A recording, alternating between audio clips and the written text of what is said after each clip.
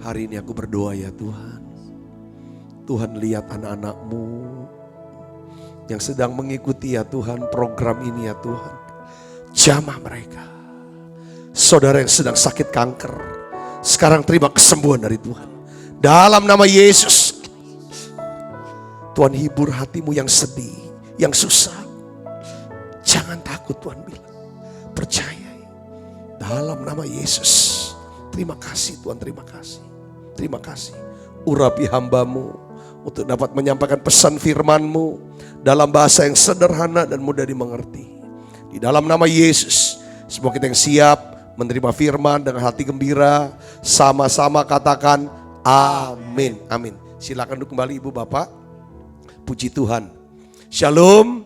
Hari ini kita akan belajar saudara, yaitu tentang mengenai mengapa perkataan itu penting. Rasul Yakobus saudara, ya, menulis dari Yakobus 3 ayat 1 sampai 12 saudara, tentang lidah, tentang perkataan. Saudara, saya ingin sharingkan saudaraku, kenapa kok perkataan itu penting?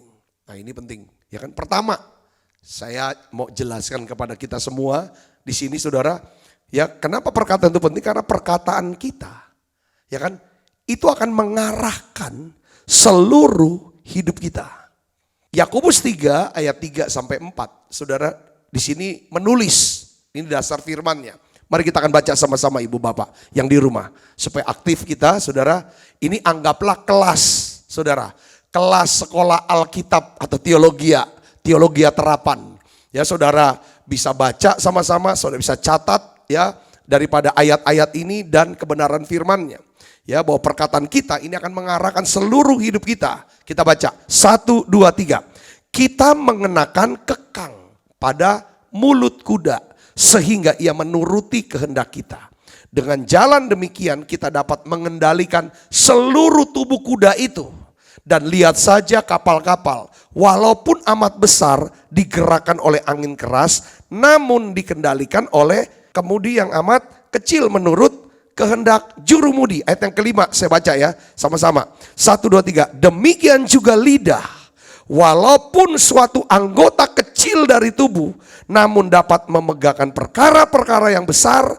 Lihatlah betapapun kecilnya api, ia dapat membakar hutan yang besar. Jadi perkataan kita saudara, ini akan mengarahkan kemana arah daripada hidup kita.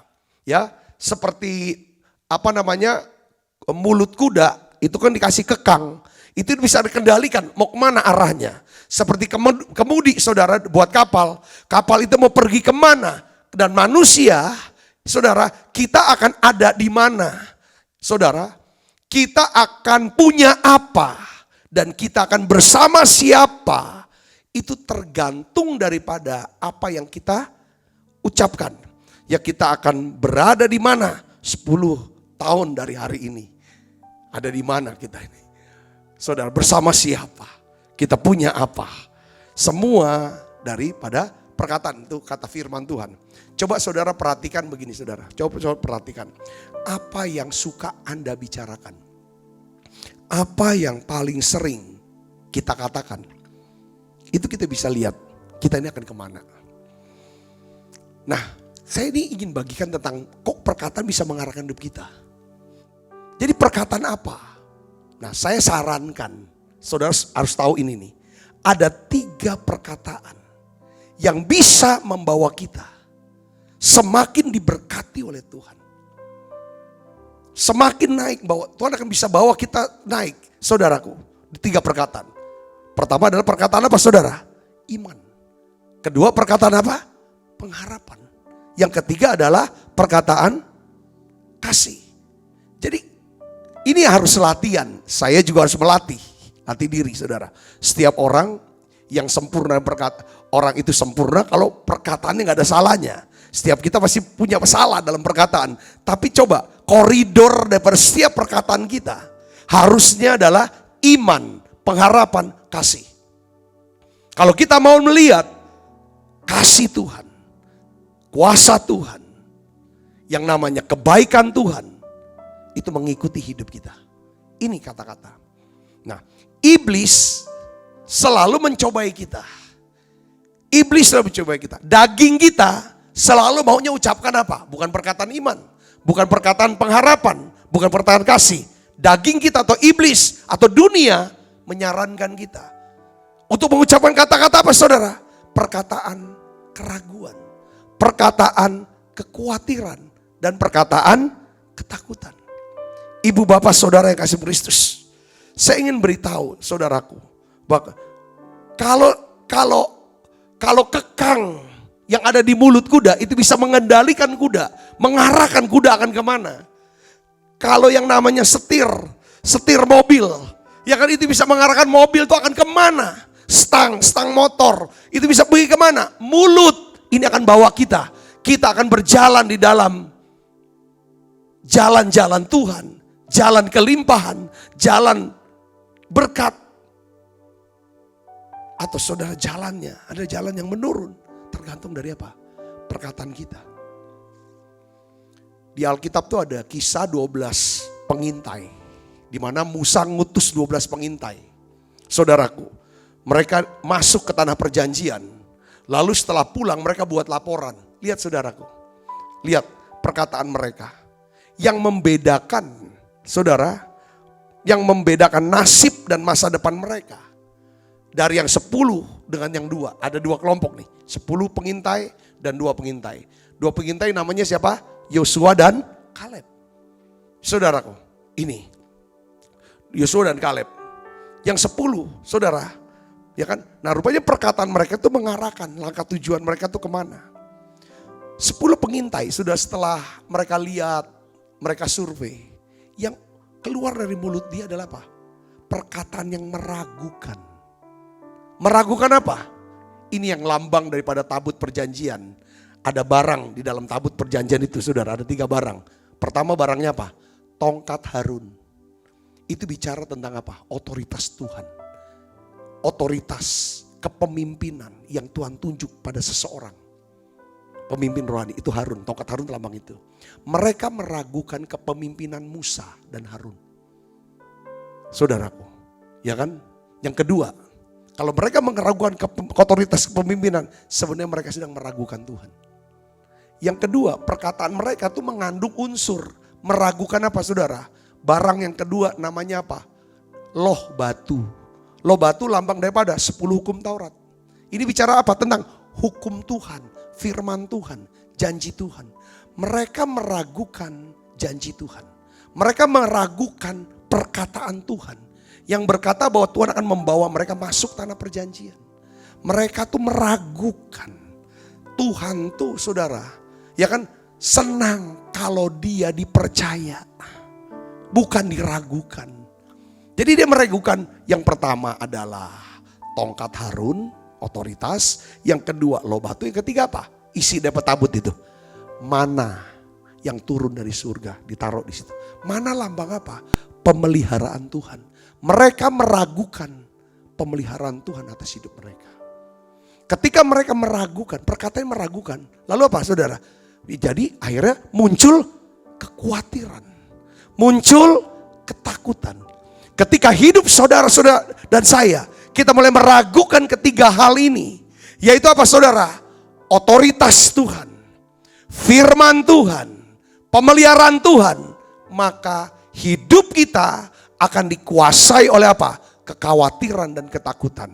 Omongan, tandanya apa kita dikuasai oleh ketakutan dan kekhawatiran? Omongan kita, lihat. Omongan kita, perkataan kita.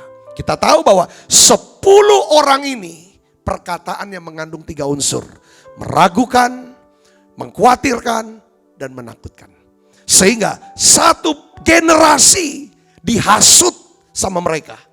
Sehingga satu generasi meragukan kepemimpinan daripada Musa dan Harun. Meragukan pemeliharaan Tuhan.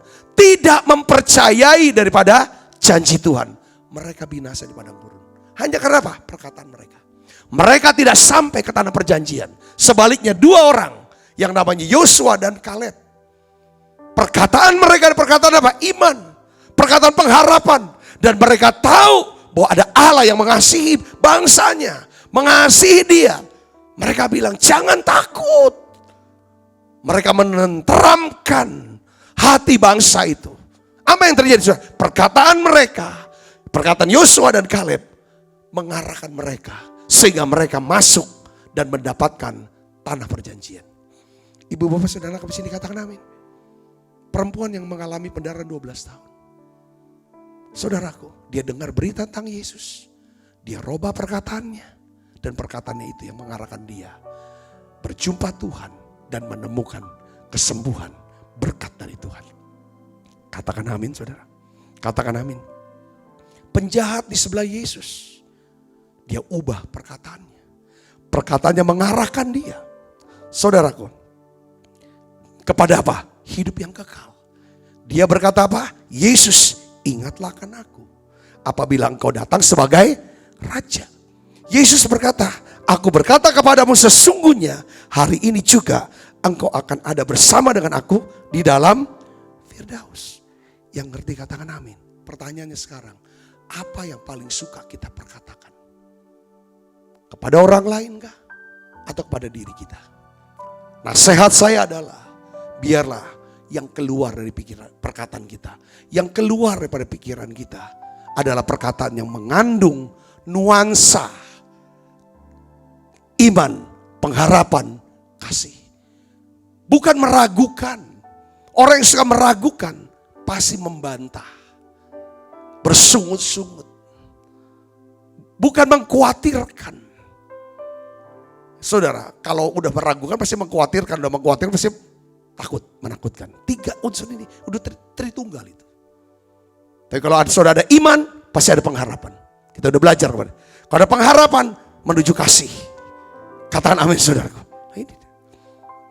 Ayub saudara, ketika dia mau ubah hidupnya, dari terpuruk habis semua. Saudara, apa yang diubah oleh Ayub? Ayub mengubah daripada perkataannya. Dia bilang, saudara, di dalam Ayub pasal 23 ayat 10. Karena ia tahu jalan hidupku. Seandainya ia menguji aku akan timbul seperti emas. Ayub 19:25 dikatakan, aku tahu penebusku hidup.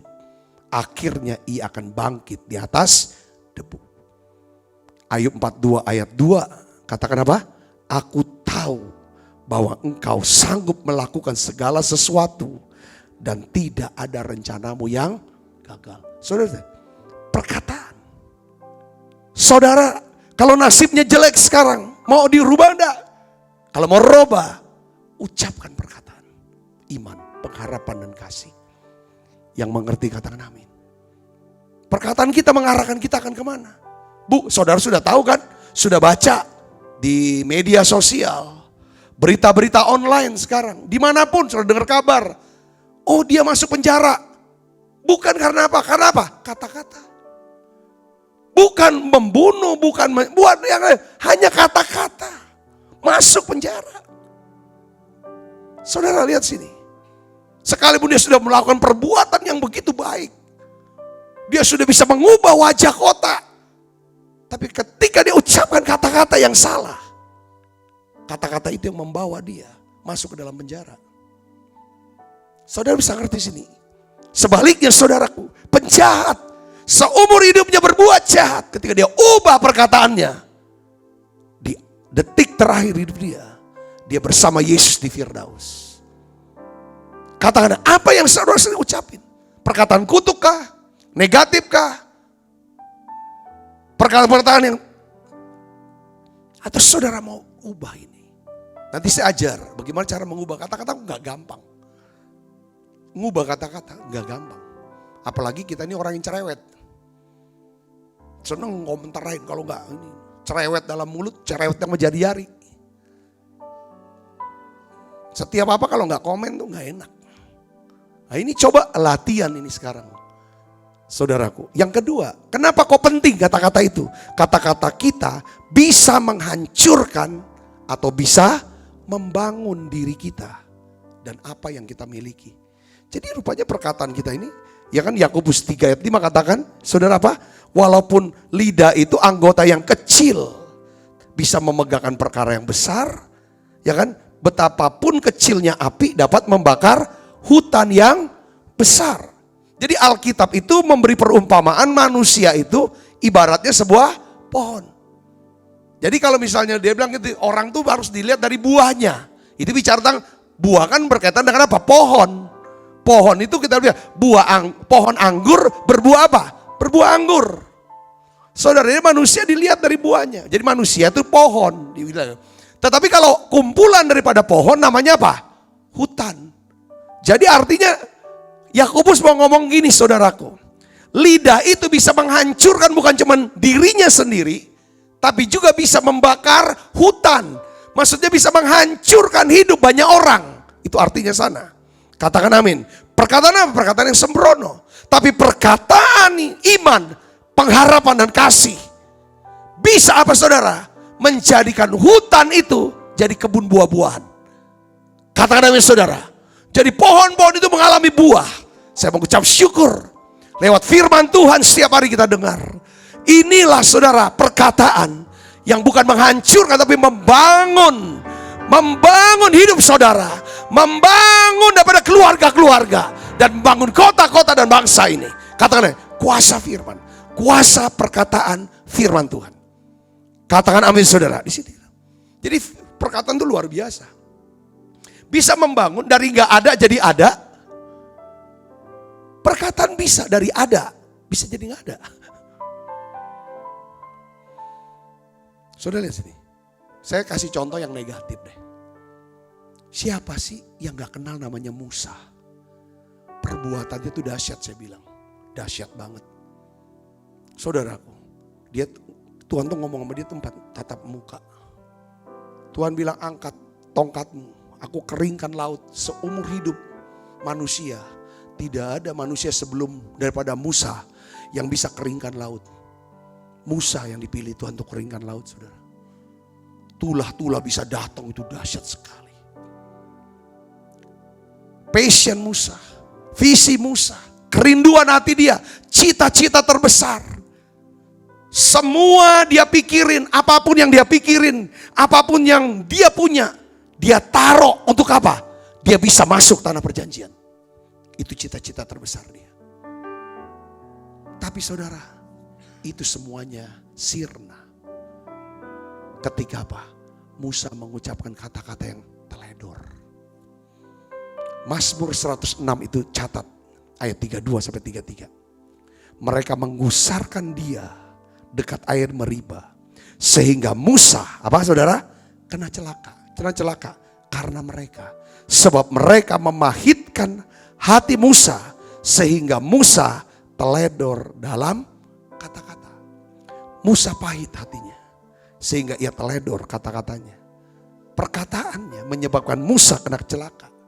Perkataannya menghancurkan segala impian Musa untuk masuk tanah perjanjian. Berapa banyak setiap kita, saudaraku Kristus, yang mengucapkan perkataan yang sembrono, perkataan yang bisa menyebabkan hancurnya hubungan rumah tangga. Emosi sedikit. Ngomongnya apa? Cerai aja lah.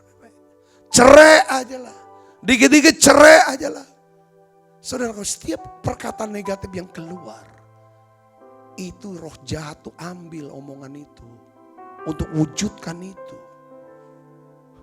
Kalau omongan yang firman yang keluar, maka itu diambil malaikat dan malaikat akan mengerjakannya untuk supaya nama Tuhan dipermuliakan, supaya saudara diberkati dan nama Tuhan dipermuliakan. Yang mengerti katakan amin. Ya saudara, ya kan kata-kata seperti ini. Persahabatan hilang, bisnis. Saudara juga ngalamin lah berapa banyak saudara kehilangan sahabat, kehilangan bisnis, kehilangan banyak hal. Karena ada orang yang ngomongnya nggak benar. Memfitnah saudara, menghasut orang lain. Sehingga mereka menghajar saudara. Saudara pernah ngalamin itu? Pasti ngalamin juga. Atau jangan-jangan saudara ya orangnya. Yang melakukannya bertobatlah. Jadi kan kita difitnah, kita juga suka memfitnah. Kita digosipin, kita juga suka menggosip. Kita suka hancurkan, jelekin orang. Orang jelekin kita. Orang fitnah kita, ya kita juga sama. Siapa yang enggak? Tanpa kita sadari, berapa banyak persahabatan rusak. Kita lagi asik-asik ngobrol, maksudnya cuma ngobrol ringan, tapi omongan itu diputar balik, disampaikan ke orang, itu jadi fitnah. Dampaknya apa saudara? Saudara jadi rusak hubungan sama dia, hancur segala macam itu. Kata-kata. Betul? Nah hari ini, makanya itu, aduh. Seumuran saya nih 50, saya udah masuk 56, 55 tahun ini sudah lewat sih. Udah kenyang tuh yang namanya asam garam soal ngomongan. Berapa aku diajar ya jatuh bangun. Dia ada kata-kata, semua kata-kata. Tapi saya melihat ada tangan anugerah. Sekalipun banyak kata-kata menyerang untuk hancurkan, jatuhkan. Tapi ada tangan Tuhan terus naikin kita. Sudah bisa mengerti sini, katakan amin. Ya kata-kata kita menghancurkan orang lain. Saudaraku, tiba-tiba kenapa kok banyak orang kok benci aku ya? Kenapa orang banyak fitnah aku, gosip aku ya? Karena kita nabur benih fitnah.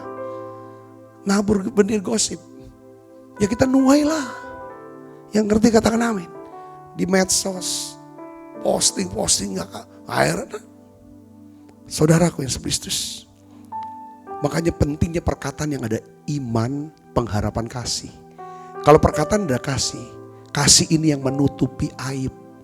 Menutupi aib, kesalahan, kejahatan, dosa orang. Bukan kita setuju, tapi kita gak mau bongkar itu. Karena kita mengasihi. Yang ngerti katakan amin. Kita tahu jeleknya dia. Kita tahu aibnya dia. Kalau kita kuasai hati kita dengan kasih Kristus, dengan pengharapan orang itu bisa berubah kok. Dengan iman percaya, dia pasti bisa bertobat. Kita gak akan bongkar dan cerita kemana-mana. Yang ngerti, kalau hati ini udah pahit dan benci, itu dibuka semua. Dibuka, ditelanjangin, bikin orang malu. Kadang-kadang orang gak buat pun, kita bilang. Nah ini yang kita mesti hati-hati dengan perkataan. Saudara tahu satu bangsa itu rusak, hancur. Suria itu karena kata-kata. Libya hancur karena kata-kata. Irak hancur karena kata-kata. Ini sesuai firman.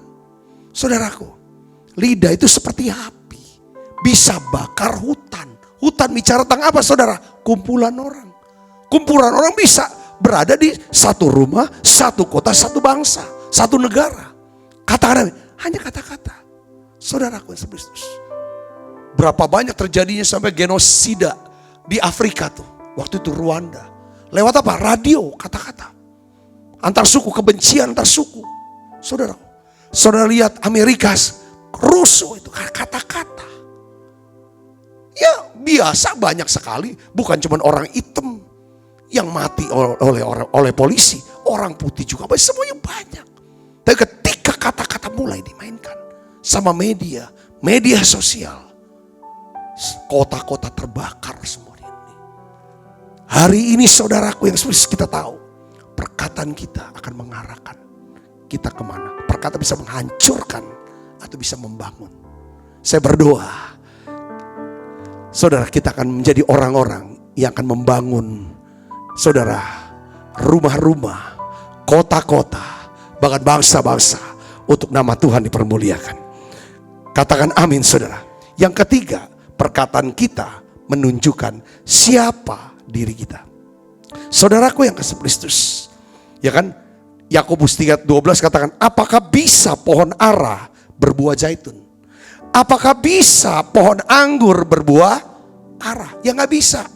Artinya apa di sini saudaraku yang Kristus? Bahwa orang bisa mengenali kita dari apa yang menjadi ucapan kita. Katakan amin. Jadi perkataan kita bisa menjelaskan siapa diri kita yang sebenarnya. Orang bisa lihat saudara dan saya.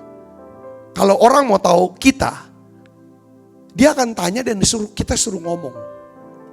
Kalau saudara mau tahu orang ini rendah hati, murah hati, besar hati, suruh dia ngomong. Tanya ngomong, suruh dia cerita. Kita bisa lihat apa orang ini rendah hati. Jadi kita ini bisa dikenali dari kata-kata kita. Katakan amin. Kondisi rohani saudara, kondisi rohani saya, itu ditentukan dari apa? Perkataan kita. Makanya dokter, kalau saudara pergi ke dokter, ini secara jasmani ya. Ya kan kalau dokter mau periksa, yang Tuhan zaman dulu, sekarang juga masih gak ya? Ya kan saudara, sekarang udah pakai laboratorium, segala macam. Tapi zaman dulu saudara, kita ke dokter, sebelum kita pergi ke lab, dokter suruh apa kita? Suruh buka, julurkan lidahmu. Dia akan cek lidah kita. Kalau dia bisa, setelah dia lihat lidah kita, dia bisa menentukan kita ini sehat atau kita sakit. Itu dari mulut, dari lidah kita. Rohani kita pun kita bisa cek. Kalau kita sudah mulai ngeluh terus, bantah terus, negatif terus ngomongnya, itu rohani kita sedang sakit. Kalau hati kita penuh dengan ucapan syukur, hati kita banyak syafaat, hati kita banyak firman, kata-kata yang semangat, memberikan semangat yang baru, itu rohani kita lagi sedang bagus. Katakan amin. Jadi orang tuh bisa diidentifikasikan itu dari kata-katanya. Kita bisa tahu, oh ini dokter nih. Gak usah dia pakai baju dokter. Sudah dia ngomong, oh dokter nih. Kenapa? Dari kata-kata dia. Oh ini pengacara ini. Ini nih. Oh ini pendeta ini. Kok bisa tahu sih? Yang ngomongnya firman terus. Mungkin jabatannya bukan pendeta. Tapi karena dia penuh firman, orang bilangnya pendeta. Katakan amin. Jadi saya mau ngomong gini. Kita bisa bedakan mana orang bebal, mana orang bijak. Perkataan orang bebal itu suka mengecilkan atau menjelekan orang lain. Dan menjadi masalah bagi orang lain. Itu orang bebal. Saudaraku, ada slide-nya. Tetapi orang bijak perkataannya membesarkan hati orang lain. Dan menjadi solusi bagi banyak orang. Saya ulangi saudara. Ya, orang bebal. Saya bilang orang kecil lah. Orang kecil selalu ngecilin orang. Dan jadi masalah buat orang lain. Ini orang bebal, orang kecil. Bukan anak kecil maksud saudara-saudara. Tapi kalau orang bijak, orang besar. Dia bisa besarkan hati orang lain. Dia bukan jadi masalah tapi jadi solusi buat hidup kita. Katakan amin. Amsal 10 ayat 21 katakan begini. Bibir orang benar menggembalakan banyak orang. Bibir orang benar menggembalakan banyak orang. Tetapi orang bodoh mati karena kurang akal budi. Orang bodoh tuh mati karena kurang akal budi. Kemarin 2 hari yang lalu kita bahas tentang bendahara tidak jujur. Tapi Tuhan puji dia bukan ketidakjujurannya. Tetapi karena apa? Kecerdikannya, kecerdasannya. Yang ngerti katakan amin. Yang ngerti katakan amin. Nah ini dia saudara. Orang benar tuh orang yang cerdik. Cerdik tuh banyak akalnya. Dia bisa tahu bagaimana menyelesaikan setiap masalah. Orang benar, bibir orang benar mengembalakan banyak orang. Artinya apa saudara? Dia bisa mengarahkan orang. Ya, saudara, untuk apa? Untuk dekat sama Tuhan. Untuk bisa hidup punya pengharapan kepada Tuhan. Dan menguatkan mereka. Kata-kata kasih yang keluar. Yang mengerti katakan amin. Yang keempat saudara, perkataan kita. Itu akan menentukan apakah kita menjalani hari-hari yang baik dan penuh berkat. 1 Petrus 3 ayat 10 katakan apa? Siapa yang mau mencintai hidup dan mau melihat hari-hari baik, ia harus apa? Menjaga lidahnya terhadap yang jahat, bibirnya terhadap ucapan-ucapan yang menipu. Ayat 16, Amsal 16:24 katakan apa? Perkataan yang menyenangkan seperti apa? Seperti madu, manis bagi hati dan obat bagi tulang-tulang. Yang percaya katakan amin. Jadi perkataan kita bisa menentukan kita nih jalanin hari baik, ya kan? Atau jadi hari jahat. Jadi saudara gak usah cari orang pintar. Nanya sama orang pintar. Mana hari baik saya? Mana hari jahat saya? Gak usah. Saudara gak usah cari dia. Yang penting saudara cari firman. Firman bilang apa saudara? Kalau saudara mencintai hidup, kalau saudara mau melihat hari baik, caranya apa? Jaga lidah terhadap yang jahat. Itu aja. Katakan amin. Nah, jaga ya lidah kita. Udah ngomong. Nggak perlulah kita ini kan. Hemat juga saudara. Ya kan hemat energi juga. Kebanyakan ngomong itu capek juga loh saudara. Apalagi yang negatif. Capeknya bukan di lidah, di sini. Tapi kalau saudara ngomong untuk hal-hal yang mengandung iman, pengharapan, kasih, di sini tuh tambah seger gitu. Katakan amin. Ya, katakan amin. Nah, yang kelima ini penting nih saudara. Perkataan kita itu bisa menghadirkan malaikat. Dahsyat gak? Menghadirkan malaikat. Coba kita baca Daniel 10 ayat 12. Lalu katanya kepadaku, janganlah takut Daniel. Ini yang ngomong siapa? Malaikat. Sebab telah didengarkan perkataanmu sejak hari pertama. Engkau berniat untuk mendapat pengertian dan untuk merendahkan diri di hadapan Allahmu. Perhatikan, aku ini malaikat Tuhan. Datang oleh karena apa? Perkataanmu itu. Saudara, ini memang selaras dengan Mazmur 103 ayat 20. Kapan malaikat hadir karena perkataan kita? Pada waktu kita mengucapkan apa saudara? Firman. Mendengarkan suara firman.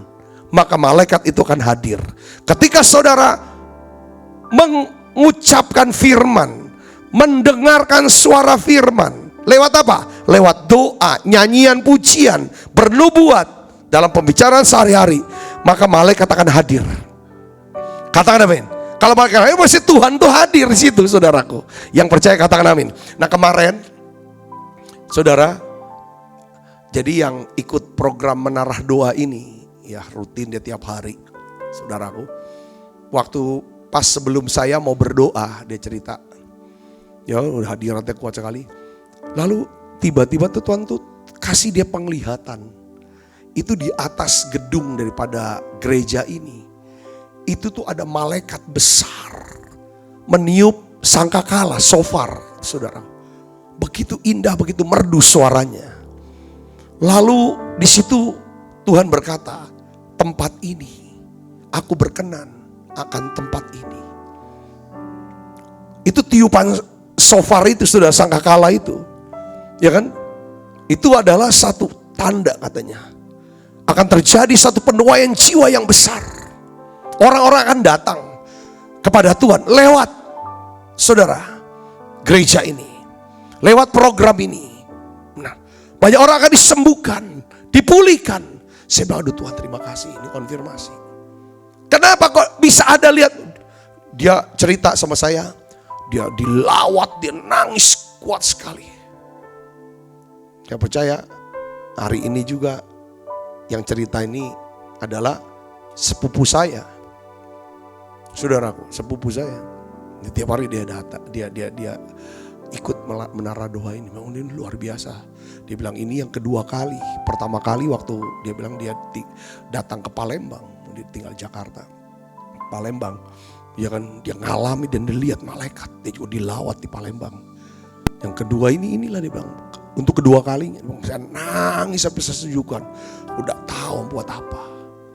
Saudaraku, seringkali malaikat dalam bentuk rupa malaikat. Tapi malaikat juga bisa dalam bentuk orang yang kita sebut apa? Golden connection. Golden connection. Orang yang tidak kita duga. Itulah orang yang memberikan kita pekerjaan. Pekerjaan yang gak pernah kita kerjakan. Dan itu bukan kerjaan kita, bukan bisnis kita sebelumnya. Tapi itulah yang diberikan. Setelah itu, mungkin orang itu sudah tidak lagi punya hubungan sama kita. Orang itu tidak lagi ngobrol sama kita.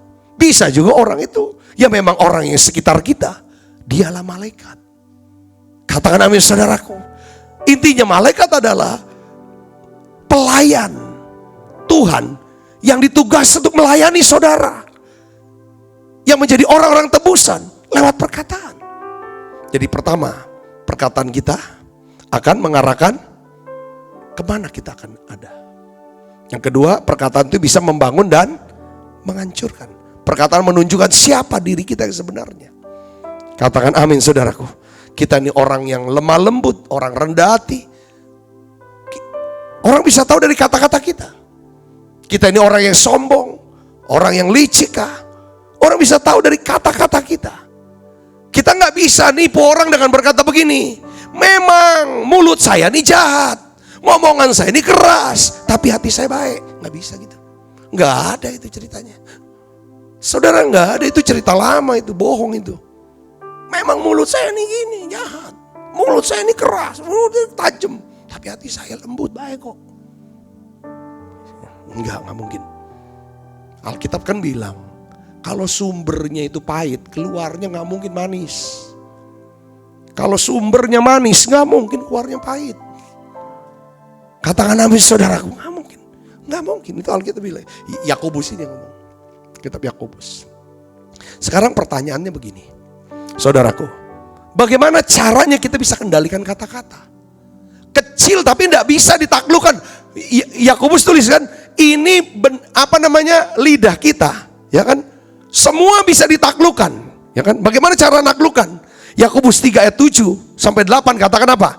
Semua jenis binatang liar, burung-burung, binatang-binatang menjalar, binatang laut, semuanya dapat dijinakan dan telah dijinakan oleh manusia, oleh sifat manusia. Tetapi apa, baca keras? Tetapi tidak seorang pun yang berkuasa menjinakkan apa? Lidah.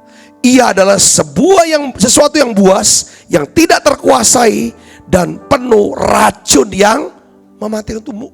Lidah ini nggak kecil, nggak dikatakan. Zaman dulu ada lagu apa? Memang lidah tak bertulang. Kalau ada tulangnya susah kita makannya, saudara. Lidah ini kecil tapi kalau misalnya kita makan soto, saudara pesan lidah enak. Betul gak saudara? Lidah sapi, lidah apa kan? Lidah babi juga boleh. Itu enak, itu bagian organ tubuh yang paling enak, saudaraku. Tapi itu buasnya minta ampun, penuh racun mematikan. Jadi siapapun gak bisa. Orang tuh mau hati-hati ngomong, selalu kelepasan. Jadi bagaimana dong caranya? Siapa yang bisa taklukkan lidah kita? Saudara tahu siapa? Roh Kudus. Jadi pertama, kalau saudara dan saya mau menaklukkan lidah kita, tiap hari saudara harus dipenuhi oleh Roh Kudus. Kita harus dipenuhi Roh Kudus setiap hari. Katakan amin. Kisah 2 ayat 4.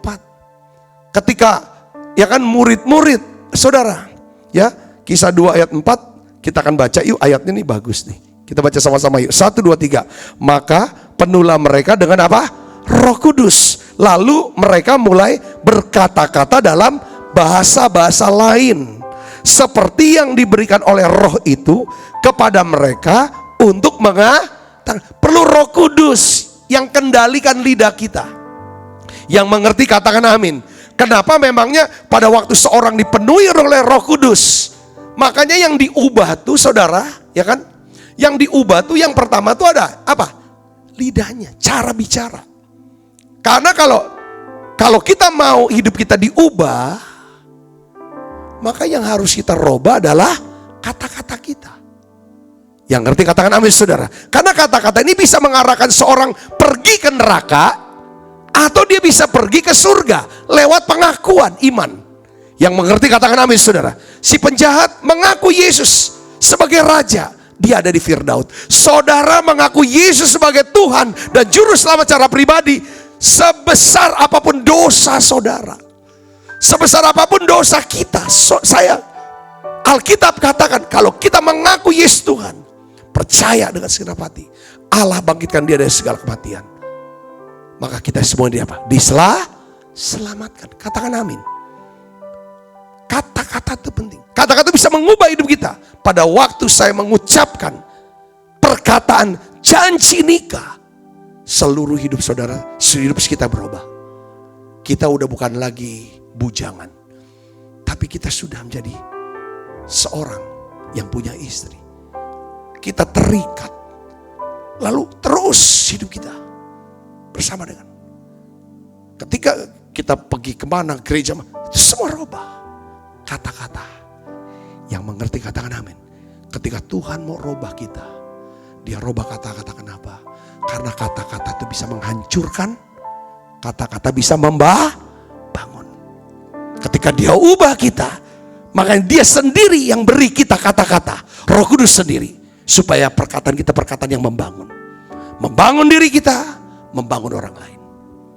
Kalau orang yang sudah penuh Roh Kudus, gak mungkin dia kutukin terus diri dia. Memang nih, makin lama makin tua, makin lama makin jelek nih. Ngomongin ngutukin diri dia, enggak mungkin. Dia pasti memberkati diri dia. Saya diberkati, kebajikan-kebaikan Tuhan akan mengikuti aku sepanjang hari ini. Saya harapkan yang baik terjadi hari ini. Saya percaya toko saya akan rame. Orang-orang yang berhutang sama saya lunasi utangnya. Bawa duit ke saya. Saya sanggup untuk lunasi semua hutang-hutang saya. Kita ucapkan dan berkati diri kita. Kalau saudara sudah dipenuhi dengan Roh Kudus. Kita juga selalu bersyafaat untuk orang lain. Setiap kata-kata dalam WA, selalu ada kata-kata doa syafaat yang dinaikkan. Saya doakan. Ya kan, ketika kita bicara sama orang, saya berdoa, saya harap kamu akan tetap sehat. Semua kata-kata yang baik. Tapi kalau kita nggak dipenuhi Roh Kudus, kita ketemu. Zaman dulu saya masih belum Kristen. Langsung apa? Perkataan yang pertama ketemu. Kalau udah lama kita nggak ketemu teman kita, langsung kata-kata kutuk keluar. Gue kira lu udah mati lu. Lah gue ngomongnya gitu kan. Gila lu. Gue kira lu udah gila. Masih hidup ya? Kan ngomongnya kayak gitu saudara. Tapi kalau saudara sudah penuh Roh Kudus, wah luar biasa. Ya kan, makin segera aja nih. Makin sehat aja. Ya kan, gimana keadaan? Iya sih, puji Tuhan. Memang banyak pergumulan, tapi tetap semangat di dalam Tuhan. Ngomongnya seperti itu saudaraku. Kenapa? Penuh Roh Kudus. Kalau enggak, udah nggak dikata langsung ngomongnya caci maki aja kan. Tapi kita yang dengar udah biasa. Karena memang kita juga begitu. Katakan amin saudara. Tapi ini nih Roh Kudus yang buat. Saya bisa mengerti sini. Katakan amin. Katakan amin. Nah, ya Petrus kan orangnya ngomong apa aja. Kalau Tuhan ngomong apa, dia jawabnya apa. Satu hari, ya Yesus bilang, saya mau pergi ke Yerusalem. Nanti saya akan dianiaya. Ya kan? Saya akan menderita sengsara. Saya akan mati. Tapi pada hari ketika aku akan bangkit. Langsung Petrus dorong Yesus. Jangan ngomong kayak gitu. Gak baik. Intinya seperti itu. Yesus bilang, kamu akan menyangkal aku 3 kali. Ya, sebelum nanti ayam berkokok. Ayam berkokok berapa? 2 kali ya? Ayam berkokok 2 kali. Kamu sudah nyangkap aku 3 kali. Bener ayam berkokok 2 kali. Dia nyangkal 3 kali. Saudaraku, salah terus kalau ngomong. Tapi apa yang terjadi? Ketika Petrus bersama dengan para murid di hari Pentakosta, saudara, dia dipenuhi dengan Roh Kudus. Dia bahasa yang lain. Apa yang terjadi saudaraku? Petrus di hari Pentakosta, dia berkhotbah 3.000 orang diselamatkan. Dia bicara kepada seorang pengemis, ya kan? Demi nama Yesus, emas perak tidak ada padaku. Demi nama Yesus orang Nazaret, bangkit dan berjalanlah. Orang lumpuh itu berjalan. Petrus bersama dengan Yohanes, dia bisa menjawab kata-kata saudaraku dengan cerdas kepada para imam besar. Menjadi heran, bungkam mulut dia dengan jawabannya Petrus. Saudara, ya kan, Petrus itu menemplak dusta Anania Safira. Ya kan, lalu mereka suami istri mati. Ini kan dahsyat sekali. Siapa yang ubah? Roh Kudus. Saudara mau diubah perkataannya? Saya mau tiap hari diubah. Kalau kita punya kerinduan mau, lalu kita doakan, Roh Kudus penuhi saya supaya omongan saya ini ada kata-kata berkat gitu loh. Mau orang itu sejelek apapun, orang itu sejahat apapun, dan lain sebagainya. Mari kita doa yuk, sama-sama. Mau gak? Saudara, supaya kita tetap bisa bersyafaat buat dia. Katakan amin saudaraku. Ya memang kembali, yang kedua, saudara, ini ada kaitan kata-kata kita. Bukan cuma kita akan dipenuhi Roh Kudus, tapi juga apa saudaraku? Yang kedua, coba saudara kita akan lihat. Ya kan? Yang kedua, caranya adalah kita harus mengerti bahwa perkataan kita berkaitan erat dengan hati atau perasaan hati kita. Kalau kita mau ubah perkataan kita, kita harus mengubah perasaan hati kita. Katakan amin. Tadi di dalam Mazmur 106 ayat 32-33 kita tadi sudah baca bagaimana Musa, saudara, mengucapkan kata-kata yang teledor sehingga dia kena celaka, yaitu Tuhan bilang kamu tidak boleh masuk tanah perjanjian. Kenapa saudara dia mengucapkan kata teledor? Alkitab katakan, saudara, Musa hatinya apa? Pahit. Ya kan? Musa tidak boleh masuk tanah perjanjian karena Musa telah menjadi pahit hatinya. Musa ya kan? Sehingga ia berbicara sembrono di hadapan bangsanya. Jadi ada kaitan antara kata-kata dengan hati. Katakan amin. Makanya nih, pengalaman banget dah kalau lagi hati ini lagi sedih, lagi susah, hati lagi marah, hati lagi sedang gak beres lah pokoknya. Jangan ngumpul sama orang. Pasti yang keluar nanti kata-kata yang negatif, kata-kata yang salah. Lalu kalau ada orang yang tidak baik hatinya, yang bengkok hatinya, di capture omongan kita, diuntal kemana-mana, habis kita. Padahal pada waktu itu hati kita lagi memang sedang lagi galau. Ini yang harus hati-hati kita. Katakan amin. Makanya Yesus tuh ngerti. Dia bilang, saya gak mau banyak ngomong nih, karena si penguasa dunia iblis sudah dekat. Dia akan mengalami yang namanya masa aniaya. Dia gak mau banyak ngomong. Karena apa saudara? Kalau kita merubah kata-kata kita, kita harus lihat, rubahlah perasaan kita. Kalau mau kata-katanya bagus, bikin perasaannya bagus pagi-pagi. Kalau pagi-pagi perasaannya bete, perasaannya galau, marah, takut, khawatir, sepanjang hari itulah yang kita ucapkan. Katakan amin. Makanya saudara, pertobatan Israel itu dalam Yeskiel 36 ayat 25 sampai 26 katakan gini, Tuhan berkata, aku akan mencurahkan kepadamu apa? Air jernih yang akan mentahirkan kamu dari segala kenajisanmu dan dari semua berhala-berhalamu. Aku akan mentahirkan kamu dan aku akan memberikan apa? Hati yang baru dan roh yang baru dalam batinmu, dan aku akan menjauhkan dari tubuhmu hati yang keras dan kuberikan kepadamu hati yang taat. Makanya doa saya kan, saudara perhatikan nggak? Kalau saudara jeli, saudara perhatikan, setiap kali kita mengawali program Menara doa pembukaan saya apa? Tuhan berikan kami hati yang baru, roh yang baru. Katakan amin saudaraku. Supaya apa? Kalau hati baru, kita bisa dapat perkataan-perkataan dan bahasa-bahasa yang baru. Perkataan baru, bahasa baru, itu akan mengubah daripada kehidupan kita menjadi baru. Katakan amin. Kata-kata kita pertama, karena Roh Kudus bisa berubah. Kedua, kalau kita merubah hati kita. Yang ketiga, saudara, kata-kata kita kalau kita merubah, yaitu apa? Kata-kata kita itu berkaitan erat dengan apa yang kita suka dengarkan. Kalau kita suka mendengarkan firman, seperti Yesaya 50 ayat 4 katakan apa? Tuhan Allah telah memberikan kepadaku apa? Lidah seorang murid, supaya dengan apa? Perkataan aku dapat memberi semangat baru kepada orang yang letih lesu. Sebab setiap pagi ia apa? Mempertajam pendengaranku untuk mendengar seperti seorang murid. Jadi perkataan kita berkaitan erat dengan apa yang suka kita dengarkan atau pendengaran kita. Saudara suka dengar firman, maka perkataan saudara akan penuh firman. Kalau saudara suka dengarnya yang hoak, hasutan, yang negatif, perkataan yang meragukan Tuhan, meragukan firman, maka perkataan itulah yang saudara akan keluar. Apa yang masuk, itu yang keluar.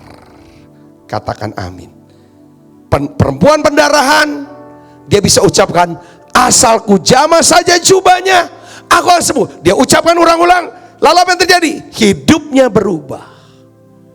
Hidupnya berubah karena perkataannya berubah. Perkataannya berubah karena apa? Dia sudah mendengar berita-berita tentang Yesus. Karena dia dengar berita tentang Yesus, berita Injil, tentang kasih Tuhan, tentang kebaikan Tuhan. Maka dia ubah perkataan, asal ku jamah saja jubahnya, aku orang najis.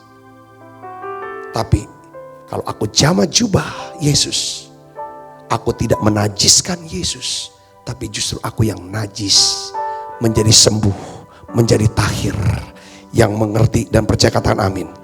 Yang keempat, kita harus berdoa meminta kemurahan Tuhan untuk menolong kita setiap hari. Untuk apa saudara? Seperti Daud berkata apa? Awasilah mulutku ya Tuhan, berjagalah pada pintu bibirku. Katakan amin. Yang kelima, berpikir. Memang susah nih untuk mikir dulu sebelum bicara. Kapan kita mikir dulu sebelum bicara? Kapan saudara? Tahu gak kapan? Waktu kita mulai belajar bahasa Inggris, waktu kita mulai berbicara bahasa Mandarin, baru mikir dulu, baru bicara. Tapi kalau kita dari kecil sudah bahasa Indonesia, itu susah mikir dulu baru bicara. Karena bicara dulu baru mikir kita biasanya kan. Nah ini kadang-kadang belum. Tapi hari ini kita belajar. Saudaraku yang Kristus, kita mau belajar, ini pas gak ya? Makanya saya nih kalau khotbah, saya tulis dulu. Tulis dulu, ya kan saudaraku? Paling tidak saya tuh, jadi kalau ditulis dulu namanya dipikir dulu, baru nanti saya sampaikan. Itu caranya yang terbaik. Karena supaya saudara apa? Saudara dibangun, saudara dikuatkan, dan saudara bisa menemukan yang namanya kasih, kemurahan Tuhan, kebaikan Tuhan, dan kuasa Allah bekerja di hidup saudara. Saya berdoa, biarlah kita ngerti betapa pentingnya perkataan itu. Saya berdoa, biarlah lewat perkataan kita, hidup kita diubahkan. Lewat perkataan kita bisa menerima segala janji Tuhan dalam hidup kita. Tuhan Yesus memberkati saudara.